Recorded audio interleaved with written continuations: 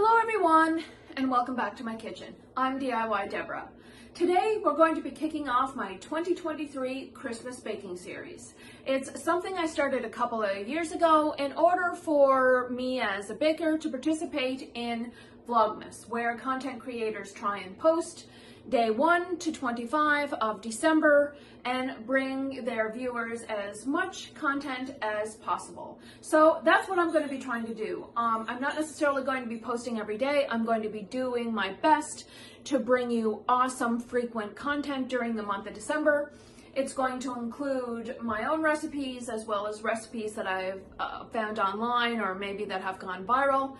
But all of these recipes will be modified because they are all going to be gluten and dairy free. They're still going to be absolutely delicious.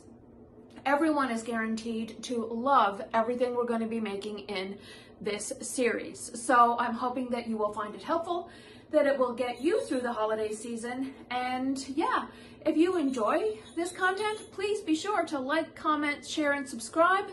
And let's get to it. Let's start the 2023 Christmas baking series.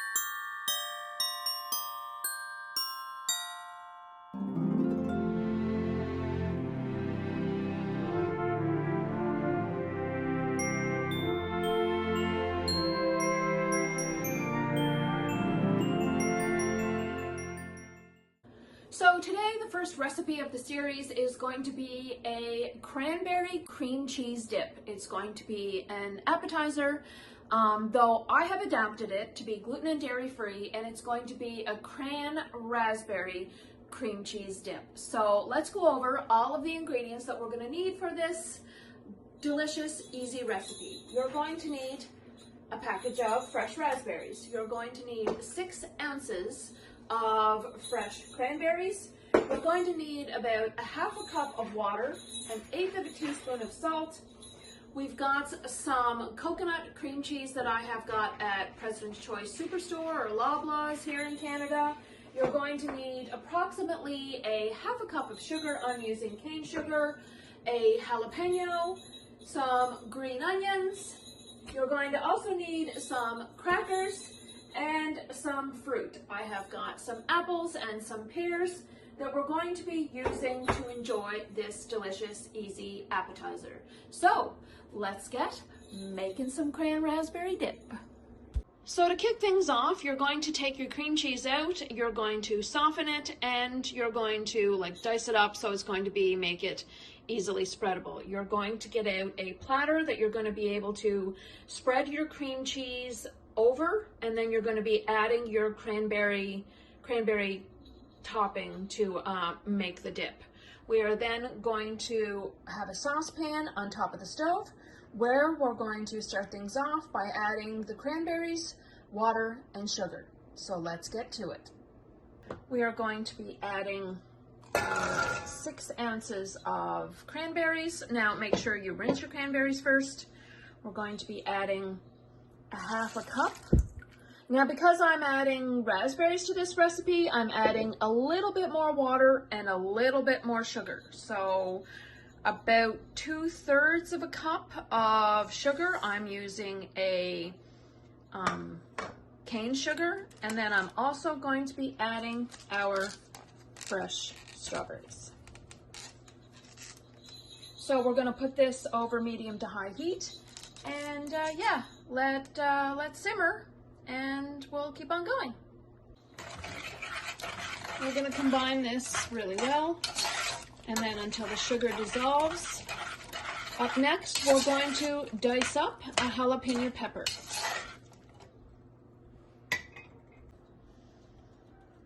Now, this is a jalapeno pepper that I had grown in my garden, so it was frozen. It's a little soft. Now, if you want your dip to be extra spicy, then you can leave the seeds in. But we're not going to be making it extra spicy, though I think that the spice is definitely going to add some taste and some flavors to this dip. Yeah, it's going to give it a little bit of a kick. So we're going to this up into little pieces.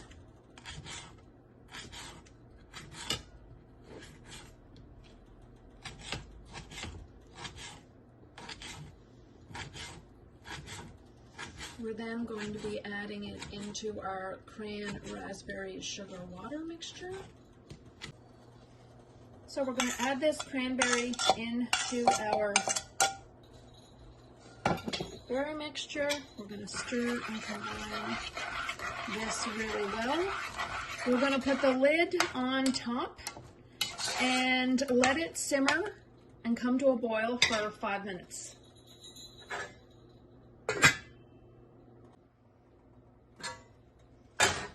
So once our 5 minutes has been up, that it's simmered, we're then going to take your masher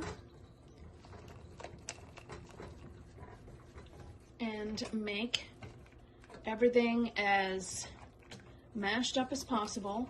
You're then going to be taking this mixture and placing it in the fridge for approximately 30 minutes until it's cooled and thickened up. So with this recipe, I did end up adding some seeds, so we're going to see how spicy it is.